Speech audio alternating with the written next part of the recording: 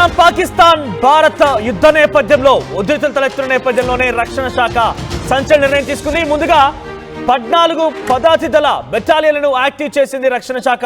2028 వరకు అప్రమత్తంగా ఉండాలని ఆదేశాలు జారీ చేసింది.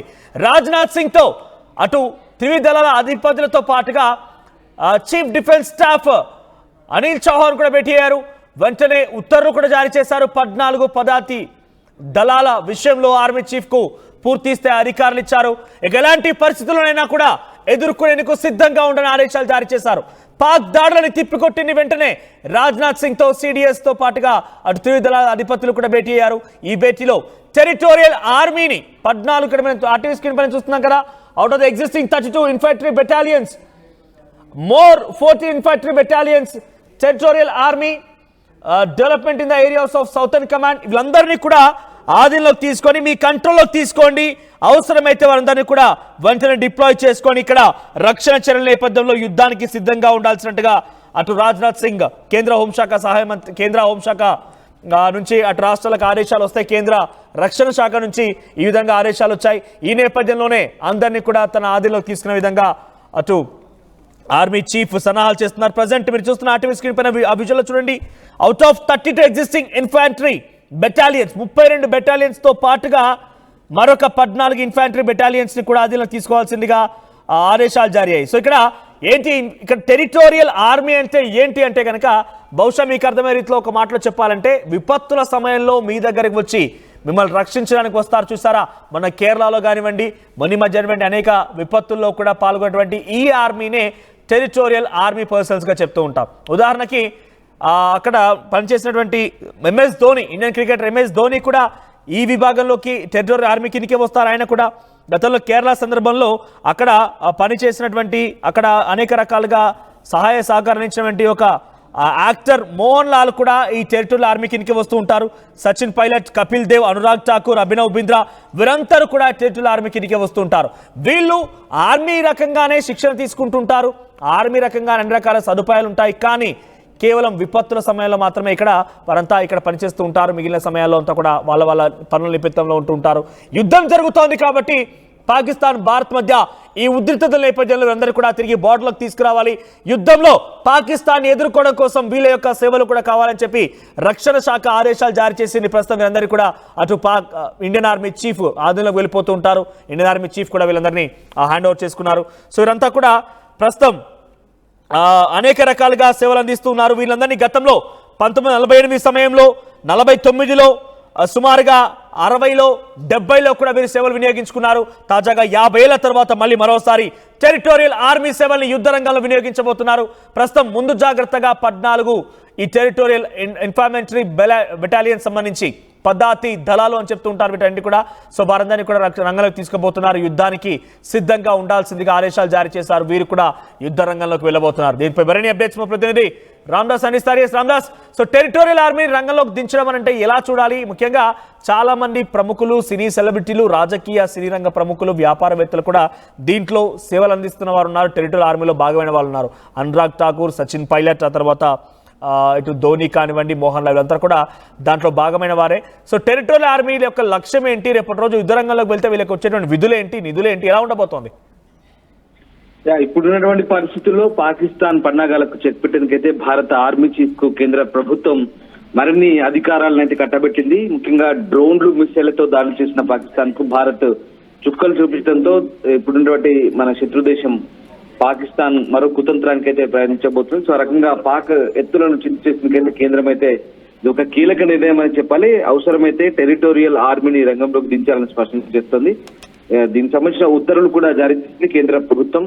టెరిటోరియల్ ఆర్మీలోని అధికారులను, నమోదు చేసుకున్న సిబ్బందిని పిలిపించేందుకు ఆర్మీ చీఫ్ కు పవర్స్ కల్పించింది కేంద్రం. సో రెగ్యులర్ ఆర్మీతో కలిసి పనిచేసేందుకు సిద్ధంగా ఉండాలంటూ చెప్తున్న పరిస్థితి. అయితే ఇప్పటి వరకు టెరిటోరియల్ ఆర్మీ సిబ్బంది కొన్ని సందర్భాల్లో మాత్రం యుద్ధాల్లో పాల్గొన్నారు. 62, 65, 71లో జరిగిన యుద్ధాల్లో భారత సైన్యంతో కలిసి పనిచేశారు. ప్రకృతి వైపరీత్యాలు సంభవించినప్పుడు ఇక్కడ మీకు ఆర్టీవీ స్క్రీన్ పైన కనిపిస్తున్న విజువల్ చూడండి. ఎంఎస్ ధోని, భారత మాజీ కెప్టెన్ ఎంఎస్ ధోని అక్కడ ఉన్నారు. సో ప్రస్తుతం ఎంఎస్ ధోని కూడా ఒకప్పుడు ఈ టెరిటోరియల్ ఆర్మీలో పనిచేసిన ఆయన. టెరిటోరియల్ ఆర్మీ అంటే ఇందాక మీకు చాలా క్లియర్గా చెప్పాను, విపత్తుల సమయంలో ఎక్కడైతే మన రక్షణగా ఉండాలో మన దగ్గర పనిచేసే విత్ ఇన్ ద కంట్రీలో పనిచేసేవారు టెరిటోరియల్ ఆర్మీగా చెప్తూ ఉంటారు. సో టెరిటోరియల్ ఆర్మీని ప్రస్తుతం అందరినీ కూడా అటు ఇండియన్ ఆర్మీ ఆధీనంలోకి తీసుకుంది. ఇండియన్ ఆర్మీ రేపటి రోజున యుద్ధం సమయంలో వీళ్ళ యొక్క సేవలు కూడా కావాలి అని చెప్పి రక్షణ శాఖను కోరడంతో రక్షణ శాఖ ఈ ఆదేశాలు జారీ చేసింది. ఎస్ రామదాస్, మీరు కంటిన్యూ చేయండి. అంటే మీరంతా ఎటువంటి విధులు వర్తిస్తూ ఉంటారు? బేసిక్గా అక్కడికి వెళ్ళిన తర్వాత యుద్ధ సమయంలో మీరు యొక్క సేవలు ఎలా వినియోగించుకోబోతున్నారు?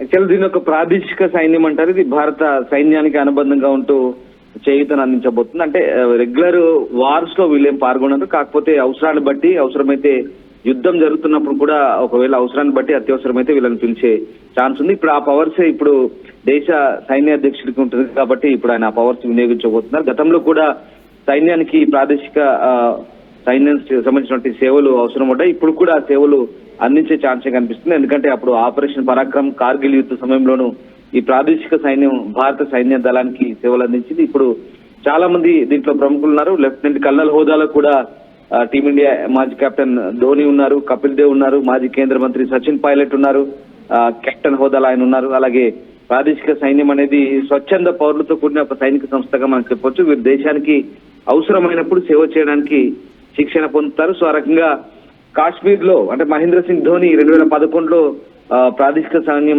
గౌరవ లెఫ్టినెంట్ కల్నల్ హోదాను కట్టబెట్టింది. సో ఆ రకంగా అది క్రికెట్ చేసిన సేవలకు గుర్తింపు ఆయనకు దక్కింది. సో ధోని పారాట్రూపర్ శిక్షణ కూడా తీసుకున్నాడు. ఆ ట్రైనింగ్ తో అర్హత కూడా సాధించాడు. 2019 వన్డే ప్రపంచ కప్ తర్వాత ధోని తన బెటాలియన్ తో కలిసి కాశ్మీర్ లో దాదాపు 15 రోజుల పాటు పెట్రోలింగ్ చేశాడు, గార్డు విధులు నిర్వర్తించాడు, పోస్ట్ డ్యూటీ ఇలాంటి డ్యూటీలో పాల్గొన్నాడు. సో అతని అభ్యర్థుల మేరకు ఆర్మీ హెడ్ క్వార్టర్స్ దీనికి సంబంధించిన అనుమతి ఇచ్చింది. సో ఆ రకంగా కపిల్ దేవ్ కూడా పాల్గొన్నాడు. కపిల్ దేవ్ కూడా ఆయన గౌరవ హోదాలో ఉన్నారు కాబట్టి ఆయన కూడా పిలిచే అవకాశం ఉంది. కానీ ప్రత్యేకంగా ధోనికి భారత సైన్యం నుంచి ఎలాంటి పిలుపు అయితే ఇప్పుడు రాలేదు. సో ధోని తరహాలోనే క్రికెట్ చేసే సేవలకు కపిల్ దేవ్ కూడా అప్పుడు లెఫ్టినెంట్ కల్నల్ హోదా వచ్చింది. అలాగే సచిన్ పైలట్. సో వీళ్ళంతా కూడా అవసరమైతే భారత ఆర్మీకి వీళ్ళంతా అండగా నిలిచే అవకాశం ఉంది. అంటే అవసరాన్ని బట్టి ఇప్పుడు భారత సైన్యం దాదాపు 50,000 మంది ఉన్నారు. టెరిటోరియల్ ఆర్మీ గురించి ఒక్క మాట చెప్పాలంటే సైనిక రిజర్వ్ ఫోర్స్ అనొచ్చు ఇది. ఎందుకంటే వారికి రెగ్యులర్ ఆర్మీ తరహాలోనే ట్రైనింగ్ ఉంటుంది. వారంతా బయట తమ పనులు తాము చేసుకుంటారు.